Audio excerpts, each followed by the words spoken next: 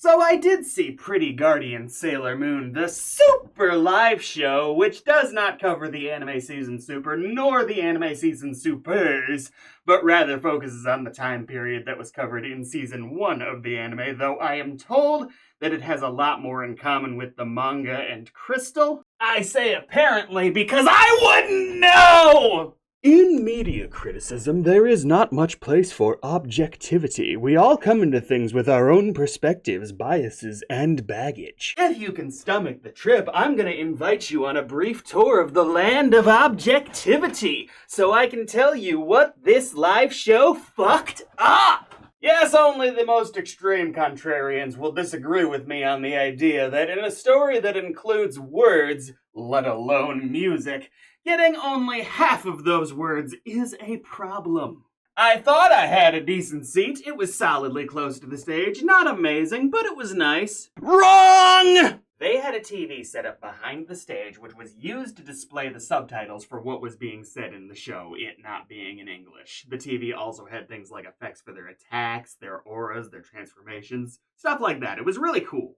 I could only see half of that TV, so half of this show's dialogue, I haven't got a clue. Imagine if you could only hear half of what I've been saying, I might almost be tolerable. Why is it that for every mediocre stand-up comedian, they make sure I can see their nose hairs from whatever darkened crevice of the theater I happen to be curled up in, but for the longest sustained U.S. engagement in a Japanese stage show, they seem so unconcerned with making sure people know what the story is? That being said, this is Sailor Moon. Words or not, the story is not tough to follow, so let's talk about what I did like, because it's pretty much the rest of it. First off, I already did a little short about it. The woman playing Usagi, I believe Riko Tanaka. It was a touch difficult to find the cast names for sure. I'm not entirely sure if that was her or if that was one of the prior performances that it was her and it was someone else this time.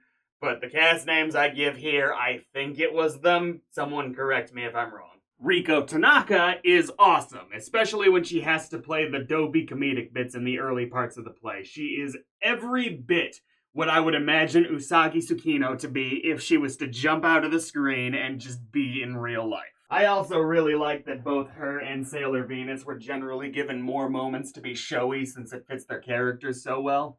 As an aside, the worst performance came from Kanan Maikawa, Sailor Mercury, who was just as good at acting and posing as all of the other actresses, which is not true to the character. I only saw her do that terrible transformation pose once.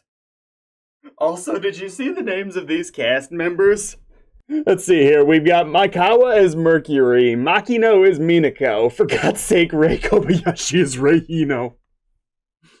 I suppose Tatemichi sounds like how a drunk person might say tuxedo mask. Anyway, yeah, the cast is great. Even Maikawa in her excessive competence, and good God, the costumes, especially the wigs, are amazing in this show. Absolutely glorious work. And then there's Queen Beryl.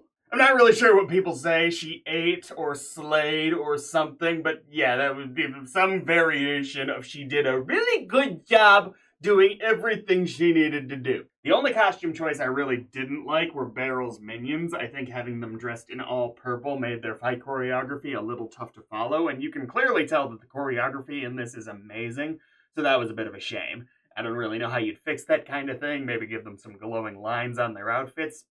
Something. I was also a little disappointed that Luna was just a TV effect. I guess I was hoping for more of a Sabrina the Teenage Witch style animatronic cat that would have been a lot of fun, but it's not a big deal. I think the only other effect that really disappointed me was that they didn't even really try to do the transformations. I think they used a body double at one point. Obviously, they can't really do it like it was in the show. Maybe they could actually.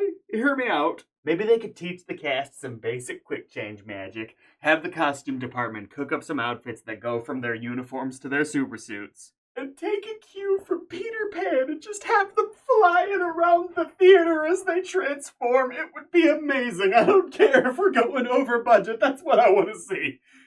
The music was nice. Like, again, I didn't really understand half of what was being said, but I thought it was good.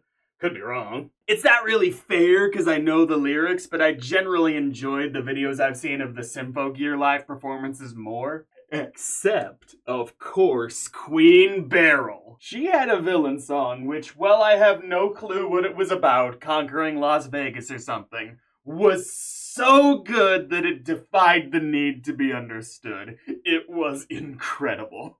Also, if you've seen this musical and you did enjoy it, watch Symphogear. It is right up your alley. There are some benefits to seeing something live that you can't really get otherwise. When the intro music to Sailor Moon started playing, accompanied by a glorious usage of images from the manga, it was brilliant. The crowd went wild, and it was infectious. Being in a crowd also creates some unique fun moments. It was towards the end of the show. All hope seemed lost. The music died down. All was quiet as our hero grappled with loss. When suddenly some kid let out a big yawn that got the whole theater, thousands of people giggling. Moment ruined.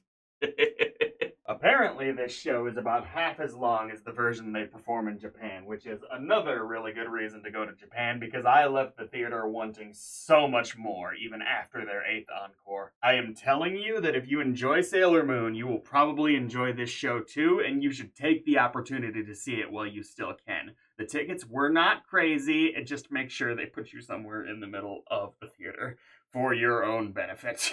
Look, the bottom line is I enjoyed the heck out of this show, and I want to thank everybody who recommended it to me. It was so good. Goodbye! I do want to clear up one thing. At one point in the show, the girls whipped out some lightsabers to fight the bad guys with.